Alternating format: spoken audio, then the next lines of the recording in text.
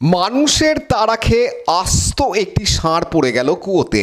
দীর্ঘক্ষণের চেষ্টায় পূর্বস্থলী থেকে আসা দমকল বিভাগের কর্মীরা ওই ষাঁড়টিকে মৃত অবস্থায় উদ্ধার করে মঙ্গলবার। ঘটনাটি ঘটেছে মঙ্গলবার সকালে পোলেরহাট বাজার এলাকার এক ব্যক্তির বাড়িতে। জানা গিয়েছে, স্থানীয়রা ওই ষাঁড়টিকে তাড়া করলে ওই ষাঁড়টি আচমকাই পড়ে যায় ওই কুয়োতে। এরপর খবর দেওয়া হয় দমকলকে। দীর্ঘক্ষণের চেষ্টায় অবশেষে ষাঁড়টিকে উদ্ধার করা গেলেও ষাঁড়টিকে বাঁচানো যায়নি।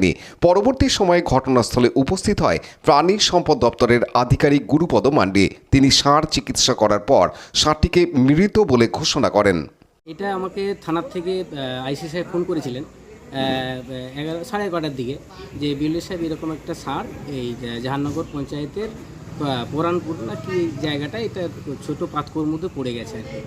তো তারপরে তার আগেই ফায়ার ব্রিগেড এসেছিলেন, সঙ্গে সঙ্গে আমিও আমার স্টাফ এবং আমি নিজে এবং ডাক্তারবাবু এসে আমরা দেখি, দিয়ে ষাঁড়টাকে উদ্ধার করার পর দেখি ষাঁড়টা মারা গেছে।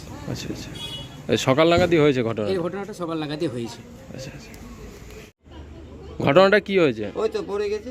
কি পড়ে গেছে? ষাঁড়। কোথায় পড়েছে? মানে কিভাবে জানতে পারলেন আপনি? ওরা যারা ফুল তুলেছে তারা মেরেছে, তারা বললো। কি বললো? ওই ষাঁড় পড়ে গেছে।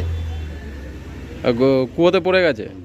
দিয়ে গেছে কুয়োটা কি ঢাকা দেওয়া ছিল? ঢাকা দেয়া একদম, ওই যে দেখছেন না, টিন দিয়ে সব দিয়ে ঢাকা, ব্যারিকেড দিয়ে বেড়া দেয়া।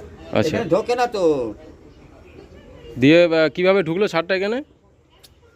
তারা মেরেছে ওই দিক দিয়ে, ভয় এদিকে দৌড়িয়ে এসেছে। আচ্ছা, দিয়ে এখন কারা এসছে উদ্ধার করতে এখানে?